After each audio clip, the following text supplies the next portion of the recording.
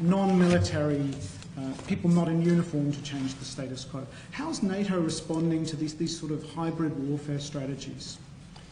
So we are responding to hybrid warfare strategies by implementing the biggest adaptation, the biggest change of NATO in a generation.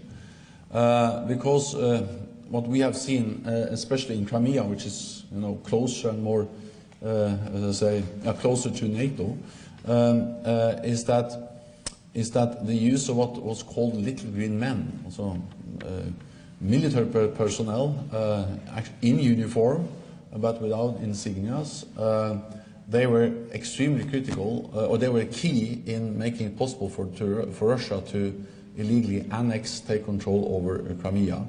We have seen other ways of conducting what we then call hybrid warfare, which is this kind of mixture of covert and overt operations, military and non-military means of aggression, cyber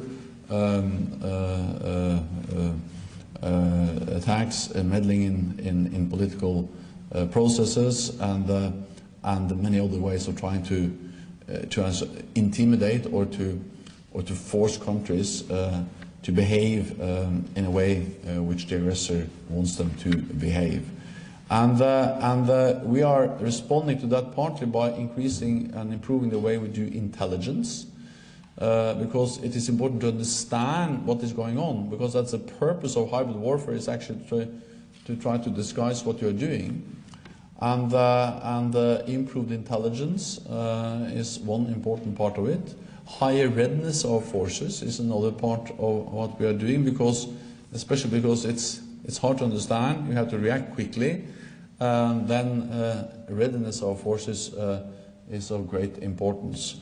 We are also responding partly to hybrid by the risk of hybrid threats by deploying forces to the eastern part of the alliance. We have never had combat-ready troops in the eastern part of our alliance before. Now we have that, and that's sending a very clear signal that any attempt to do something similar against a NATO member, the Baltic countries, Poland, that Russia did against a non-NATO member, Ukraine, will be impossible, because NATO is already in those countries. So we do many things at the same time, because hybrid is about many challenges at the same time.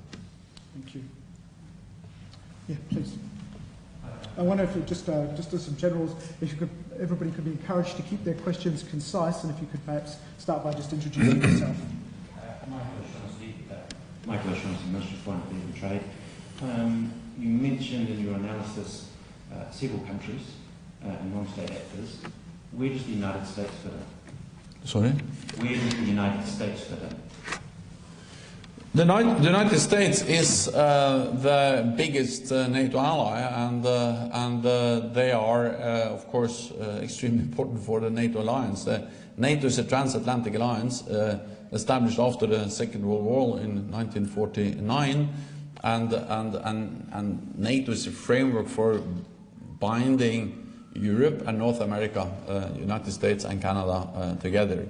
This has been, for Europe, it's unprecedented to have such a long period of peace. And there are many reasons why we have peace for more than 70 years in Europe, but there is no doubt that one of the main reasons is that we were able to build institutions like NATO after the Second World War to make sure that nothing like that happens again. Then I don't know exactly what you're asking me about, but of course there are differences. I mean, there are NATO allies don't agree on everything. Actually, it's very easy to identify disagreements between NATO allies on climate change, or on trade issues, or on the Iran nuclear deal, and many other issues. But the strength of NATO is that despite all these differences, we have always been able to agree around our core task, that we protect each other, that we are stronger together than alone. And as you know, NATO is based on the principle one for all for one. So if one ally is attacked, then it is regarded as an attack on all allies. And by doing that, we provide what we call credible deterrence. And the reason to have credible deterrence is to make sure that that no potential adversary attack any NATO ally, because they know that that will trigger a response from the whole alliance, and by doing so we don't provoke a conflict, but we prevent the conflict. And again, I don't know exactly what you asked me about, but the United States is fundamental for that credible deterrence. Yeah, please. Yeah. What implications does Trump's nationalism and American first rhetoric have for NATO and its allies?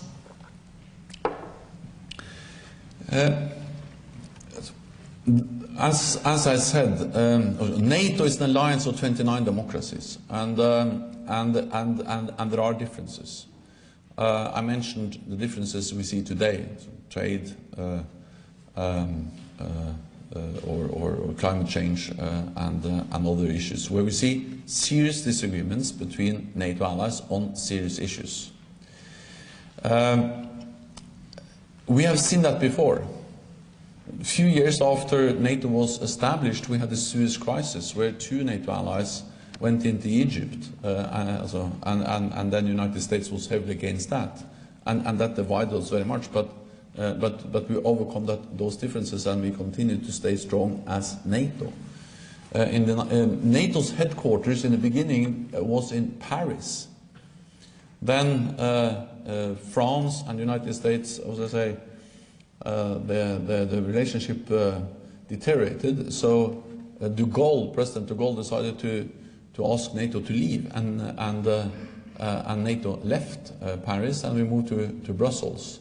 And then, for instance, the Iraq war in 2003, some NATO allies were heavily involved and part of the Iraq war in 2003. Other NATO allies were heavily against.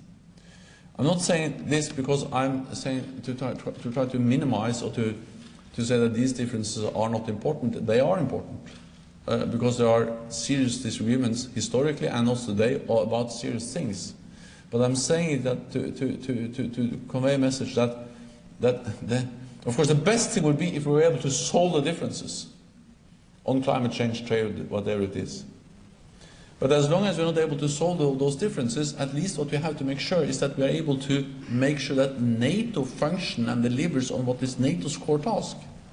And that is that any potential adversary knows that if one ally is attacked, the whole alliance will respond. And that we keep and we stand together. And my message is that yes, there are differences in policy, in rhetoric, in messaging on many issues, and you mentioned some of them. But my message is that despite that, we actually deliver NATO's collective security, collective defense stronger now than we have done for many years. Because the United States is not pulling back from NATO. The United States is actually increasing their contributions to NATO. The best example of that is that the United States is now increasing their military presence in Europe. During the Cold War, there were several thousands of US soldiers in Europe, as they were standing there towards the NATO and the Warsaw Pact confronted each other in Europe. After the fall of the Berlin Wall, after the end of the Cold War, the United States and Canada reduced significantly the number of forces in Europe. Now they are coming back. Canada is back, leading one of the battle groups. We have established one battle group, NATO battle group in Latvia, led by Canada. A few years ago we didn't have that. The United States is increasing their military presence. The last US battle tank left Europe in December 2013 after the end of the Cold War. Also they gradually reduced, and the last battle tank left in December 2013. Now the United States is back with a full armored brigade in Europe. They have equipment for yet another. They have more troops, more exercises, more US investments in supplies, in pre-positioned equipment. So the reality is that the United States is more present, and I can not think about any stronger demonstration of commitment to European security than sending more US troops. So you asked also, yeah. So my message is that, well, there are differences, and they are serious. But when it comes to what's NATO's main responsibility, that we protect and defend each other to prevent conflict. NATO's main purpose is peace. That's the reason why we exist. Because we have seen the devastating effects of war. On that, actually, NATO is and has been able to deliver despite the differences. And that's the strength of NATO. Yeah, please. So could you just wait for the microphone? Thank you. Mr. Stoltenberg, thank you for being here. I'd love your take on this, since you are the former Prime Minister of a famous oil and gas exporter. Basically, we know that reliable and affordable access to natural resources is a requisite for steadiness in major sectors of the economy, heavy industry, manufacturing, the like, and as well as those sectors which are derivative of that, most notably the arms industry. So obviously we need a petrochemical industry, but at the same time we know that oil and gas production and other forms of mineral extraction is going to make the climate change problem worse. So how do you balance those, or how would you think about balancing those two priorities? I'm a bit in doubt, because as Secretary General of NATO, I have, what I say, limited mandate to answer that question precisely. Then of course I can tell you what I would have said if I had been Prime Minister of Norway, because then I would have said something like